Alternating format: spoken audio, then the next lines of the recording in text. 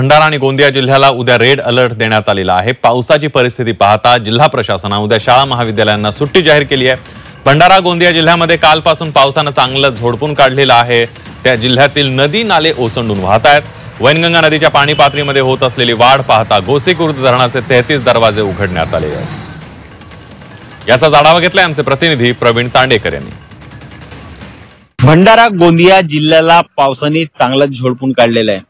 काल सायंकाळपासून भंडारा आणि गोंदिया जिल्ह्यामध्ये ढगफुटी सदृश्य पाऊस बरसलेला आहे। त्यामुळे गोंदिया आणि भंडारा जिल्ह्यातील अनेक नदी नाल्यांना पूर देखील आलेला आहे। आपण वैनगंगा नदीच्या काठावर आपण पाहू शकतो की कशा पद्धतीने वैनगंगा नदी ही दुथडी भरून वाहत आहे। एकंदरीत भंडारा आणि गोंदिया जिल्ह्याच्या मधामधून ही नदी वाहत आहे आणि भंडारा गोंदिया जिल्ह्यामध्ये पडलेल्या पावसामुळे वैनगंगा नदीला पूर परिस्थिती निर्माण झालेली, तर गोसीखुर्द धरणाचे 33 दरवाजे उघडण्यात आलेले आहेत। त्यामुळे नदी काठावरील गावांना सतर्कता इशारा सुद्धा देण्यात आलेला आहे। तर गोंदिया जिल्ह्यातील देवरी या ठिकाणी सुद्धा बाग नदीला पूर आलेला होता आणि त्यामध्ये एक पेट्रोलचे टँकर सुद्धा वाहून गेलेले आहेत। तर 3 लोकांचे रेस्क्यू सुद्धा करण्यात आलेले आहे। त्यामुळे आता भंडारा जिल्ह्यामध्ये पावसाची परिस्थिती पाहता जिल्हा प्रशासनाने उद्याला सर्व शाळा महाविद्यालयाला सुट्टी जाहीर केलेली आहे। त्यामुळे आता जर रात्रीला हीच परिस्थिती असली तर जिल्ह्यातील अनेक गावांचा संपर्क तुटण्याची शक्यता आहे।